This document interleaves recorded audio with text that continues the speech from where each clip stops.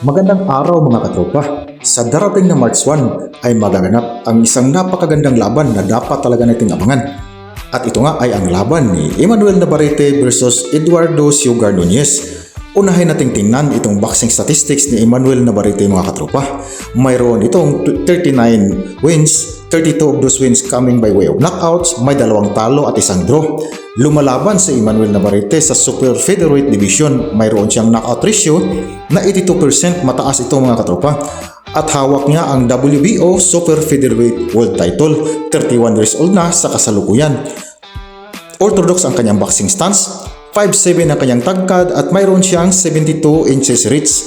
Yung huling 3 laban nitong si Emmanuel Navarrete mga katropa ay naganap noong 2024 kontra kay Denis Berinchyk nung sinubukan niyang umakyat sa lightweight division at yun nga natalo siya via 12 round split decision.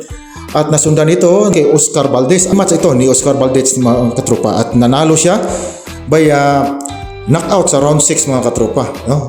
At nasundan laban sa ating kababayan ni si Charlie Suarez noong nakaraang taon 2025 at ginawang no contest nga yung laban mga katropa. Bago itong kanilang paparating laban sa March 1, unang laban nila ngayong taon mga katropa sa 2026. Ngayon titingnan naman natin itong boxing record ni Eduardo Nunez. Napakagandang record nito mga katropa, no?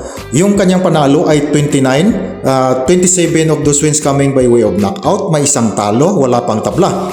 Parehong lumalaban sa Super Featherweight Division at mataas ang knockout ratio ni Eduardo Nunez mga katropa, 93%, no? Tandaan po ninyo, 93%. Hawak niya ang IBF Super Featherweight title, 28 years old sa kasalukuyan, so parehong pasok sa kanilang prime itong dalawa mga katropa.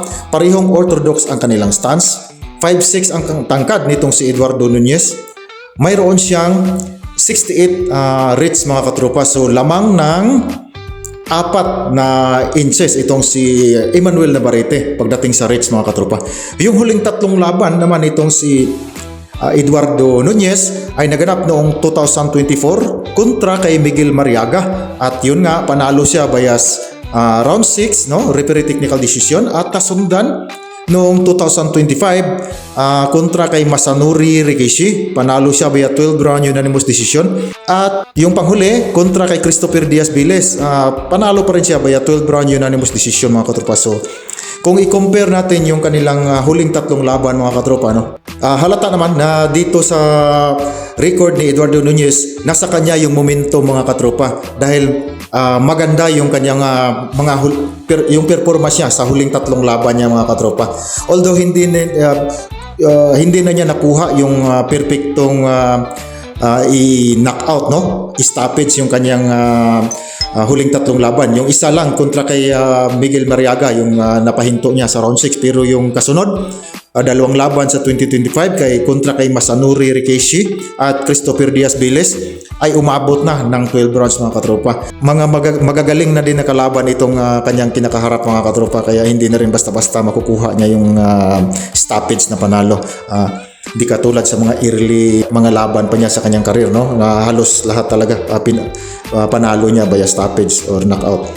Ngayon dito naman kay Emmanuel Navarrete mga katropa, yung huling 3 laban, hindi maganda yung laban niya kontra kay Denis Berinchyk, no? At yun naman ay yung sinubukan niyang umakyat sa lightweight division at ngayon bumaba siya uli sa super featherweight. At yun, sa rematch nila ni Oscar Valdez, no, maganda, no? Tinalo niya via knockout sa round 6 at yung huling performance niya kontra kay sa ating kababayan na si Charlie Suarez, ayun nga nakitaan ng butas itong si Emmanuel Navarrete mga katropa. Yun nga dapat ay panalo yung ating kababayan sa laban na yun, no? Kung na-roll lang na suntok yung tumama sa kanyang kilay mga katropa na resulta ng pagkakat, no, mayroong dugo. Tinakala kasi ng referee yun na headbutt daw. Pero anyway, kung titingnan natin, yung momentum ay pabor dito kay Eduardo Nunez dito sa kanilang paparating na laban. Ngayon, sino ba yung mas hunger, yung mas gutom sa kanilang dalawa? Palagay ko mga katropa, ipapabor pa rin natin dito kay Eduardo Nunez. Pagdating naman sa power mga katropa, sino ba yung mas nakakalamang? Sa akin mga katropa, hindi lang dahil mas mataas yung knockout ratio nitong si Eduardo Nunez. Kung hindi, dahil kung pagbabasihan naman talaga natin yung kanilang mga previous na laban, no? Kung inyong pagsubaybayan, ay mas madiin talaga yung mga patama nitong si Eduardo Nunez, mga katropa. Ngayon, pagdating naman sa sino yung mas accurate kanilang dalawa, halos parehas lang mga katropa. Hindi naman katulad talaga no, fighter na mas accurate talaga, magaling accurate din katulad nila Naoya Inoue, mabilis na, malakas at accurate talaga yung mga patama. Itong dalawa sa tingin ko mga katropa, hindi naman ganun ka-accurate, pero yung power talaga din ni Eduardo Nunez ay hindi biro pag tumama mga katropa, at kahit nakasangga pa sa gloves, no, makikita natin naaalog talaga yung kalaban. Ganon din naman, malakas din naman itong si Emmanuel Navarrete, pero kung power comparison talaga yung pag-uusapan, ibibigay ko ang kalamangan dito kay Eduardo Nunez. Pagdating naman sa kanilang speed at footwork mga katropa, sino ba yung mas nakakalamang? Palagay ko sa aking sariling pananaw lamang, sariling opinion, base sa aking pag-oobserba, ay nakakalamang pa rin dito si Eduardo Nunez mga katropa, no, lalo na pag napasok niya yung kalaban, no, pag nakadikit siya, bumaba na talaga ito ng maramihang suntok din. Itong si Emmanuel Navarrete naman ay bulyong puncher, kilala sa kanyang pagiging bulyong puncher mga katropa, at yung biglaan, no, yung mga awkward angles niya. Pero yun nga, sa mga huling laban ni Emmanuel Navarrete ay parang nabasa na kasi ng mga kabilang kampo yan, no? Yung kung makikita nyo sa mga huling laban niya, hindi na masyadong effective yung kanyang mga awkward angles mga katropa. Parang na pag-aralan na rin kasi. Kaya sa palagay ko, nandito halos lahat kay Eduardo Nunez yung advantage mga katropa. Sa physical advantage lang, matangkad ng bahagya pero hindi masyadong malayo, no? Isang 1 inch lang yung lamang niya sa tangkad. Pagdating sa reach, dito nakakalamang siya ng 4 na inches. Pagdating sa endurance at durability, alam nyo naman, no? Alam naman nating lahat na hindi rin matatawaran ang endurance at durability nitong si Emmanuel Navarrete mga katropa. Kahit umabot pa ng sukdulang 12 rounds o kahit lampas pa, kayang-kaya ni Emmanuel Navarrete yan. At ganon din naman itong si Eduardo Nunez, no? Nakikita naman natin yung mga huling dalawang laban niya, umabot sa 12 rounds, kayang-kaya pa rin niya. Pero kung pagbabasihan talaga natin yung body language, mas nakakalamang talaga pa rin talaga itong si Emmanuel Navarrete pagdating sa endurance mga katropa. Yung pagdating naman sa kanilang skills mga katropa, magkaiba yung skills nitong dalawa, no?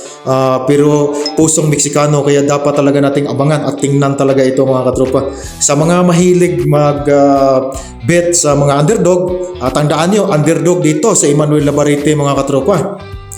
Kung diehard fans kayo kay Emmanuel Navarrete, tayaan nyo ito mga katropa. Dito naman sa mga fans ni Eduardo Nunez, hindi tayo mabibigo. Matinding bakbakan, magandang aksyon ito mga katropa, yung paparating na laban na ito. At hindi tayo mabibigo sa ating panonood nito mga katropa, no? Comment nyo na lang mga katropa kung sino sa palagay ninyo yung lalabas na panalo sa darating na bakbakan. Yung prediction ko dito mga katropa, aabot talaga ito ng sukdulang 12 rounds, no? Although parehong may pride itong dalawa, no, malamang pag may natamaan ng sulit nito, alam niyo naman yung mga Meksikano pag natamaan ng sulit, hindi talaga makakataste, no?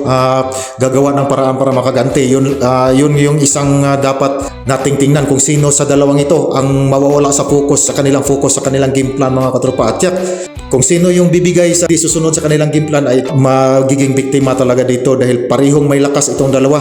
Pag mawala sa game plan yung isa, pagbabayad talaga ng matindi, no? At yung manatili sa kanyang game plan ay siyang magwawagi dito mga katropa. Pero kung halimbawa parehong mag-ingat kahit na sumusugod, hindi pa rin makalimot sa kanilang depensa, sa kanilang game plan, sa tingin ko aabot talaga ng 12 rounds ito mga katropa. Either way, kung sino yung lalabas na panalo dito, medyo mahirap tansahin ito mga katropa, no? Pero matibay din naman si Emmanuel Navarrete, kaya matindi, magandang panoorin ito mga katropa. Paki-like and subscribe po mga katropa. So hanggang dito na lamang muna. Hanggang sa muli.